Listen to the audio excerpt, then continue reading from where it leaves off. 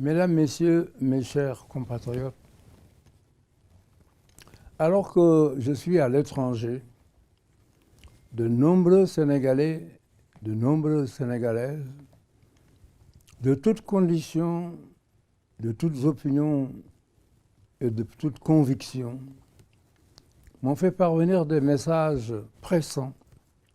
Ils me demandent de rentrer au pays pour l'aider à sortir de la crise profonde dans laquelle il est plongé aujourd'hui.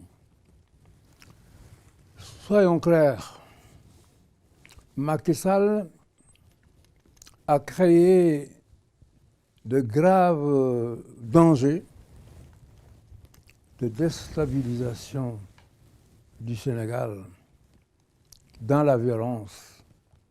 Rappelez-vous ce qui s'est passé en Côte d'Ivoire avec plus de 3000 morts, au Burundi avec plus de 2000 morts, en Guinée avec 150 morts, au Togo avec entre 400 et 500 morts, au Kenya, au Nigeria et en RDC.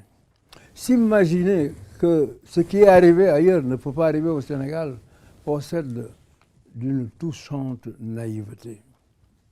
Je voudrais rappeler que le Sénégal est un peuple pacifique, mais il peut être violent, très violent. Cela, les présidents Senghor et Diouf le savaient, qui avaient adopté le principe du dialogue permanent avec l'opposition, de façon à trouver des solutions consensuelles avant l'explosion. Et rappelez-vous la rencontre historique qu'il a organisée entre le pouvoir et l'opposition. Opposition et pouvoir se sont retrouvés en face pendant plusieurs jours dans une âpre discussion.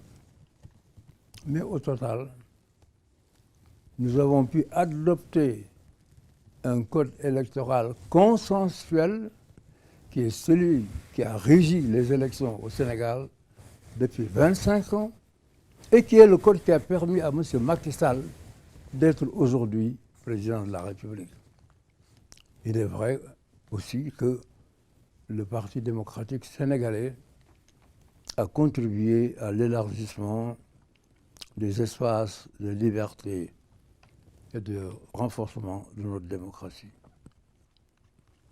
Ce combat pour les libertés et la démocratie, je l'ai mené avec l'opposition de l'époque et aussi avec la participation de leaders déterminés et engagés à l'image de Amath Dansokho, Abdoulaye Bathily, Landing Savané et certains autres. Mes chers compatriotes, l'élection programmée par M. Macky Sall est déjà verrouillée depuis l'élimination par Macky Sall des deux candidats qui pouvaient lui porter ombrage, à savoir Karim Wade et Khalifa Sall. Certains qui sont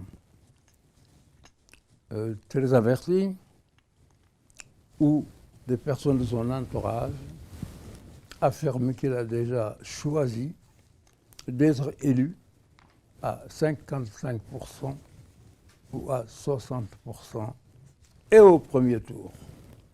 Alors, dans cette direction, il élimine les deux candidats qui lui portaient ombrage, les deux candidats les plus sérieux qui auraient pu assurer l'alternance, c'est-à-dire le battre. Il les met en prison purement et simplement sous des prétextes fallacieux.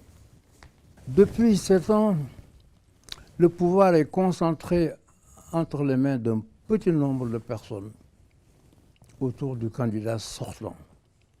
Les libertés sont bafouées, à commencer par la liberté de manifestation et la liberté de réunion. Macky Sall a pris le chemin contraire. Il gouvernait seul, avec ses parents et ses affidés, avec une gloutonnerie financière sans précédent dans l'histoire du Sénégal. Les parents sont placés au poste de ce que les Sénégalais appellent les mangeoires. J'avais créé une caisse de dépôt et consignation qui, au bout de quelques mois, avait réuni 56 milliards de francs CFA. Dès mon départ, Macky Sall y a placé son frère utérin et au moment où je vous parle, cette caisse serait devenue déficitaire. Il est vrai que son frère s'était illustré dans le pétrole. Les détournements de deniers du régime de Macky Sall nous ont privés d'énormes possibilités d'améliorer, d'élargir et améliorer notre système éducatif. Aujourd'hui, les étudiants souffrent d'arriérés de bourse. Les élections au Sénégal ont parfois été agitées, mais sans grand dégât.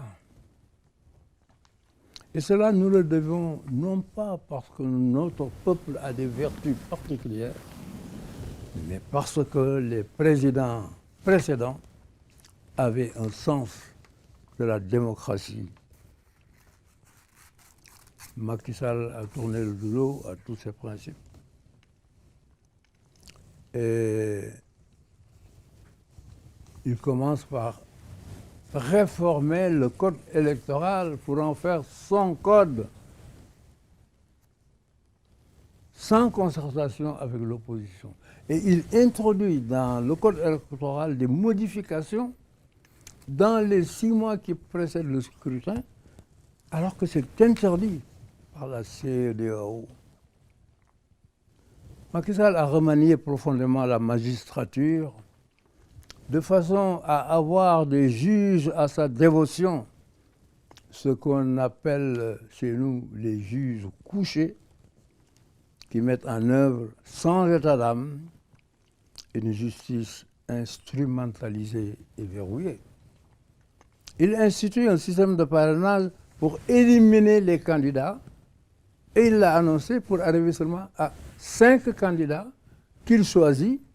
D'après la loi Macky Sall, chaque candidat doit produire le parrainage de 0,8% à 1% des inscrits, c'est-à-dire en moyenne 66 840 parrains pour que sa candidature soit recevable. Un tel parrainage n'existe nulle part. Nous avons décidé de nous opposer à la tenue d'une élection qui est entièrement fabriquée dans le seul but de réélire le candidat sortant, en l'espèce, M. Macky Sall. M. Macky Sall a prouvé son mépris des règles élémentaires de la démocratie, son mépris du peuple sénégalais. Je le dis nettement.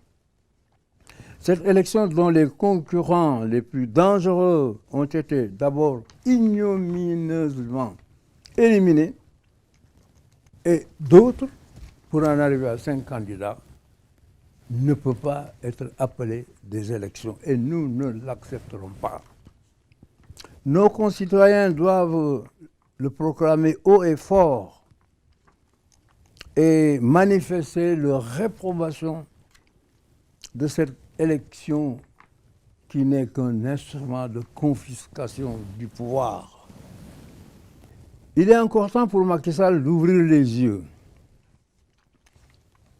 et de discuter avec l'opposition pour une élection présidentielle soumise à des règles et pratiques qui ne rejettent pas le Sénégal au banc des nations, ce qui serait une honte pour notre pays.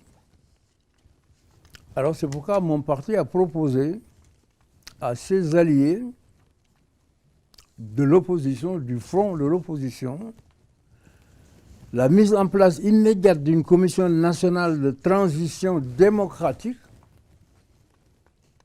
pour revoir le code électoral et l'expurger de tous les ajouts de Macky Sall, remettre les cartes dont 1 500 000 sont retenues par le ministre de l'Intérieur pour empêcher surtout les jeunes de voter, pour préparer les textes de loi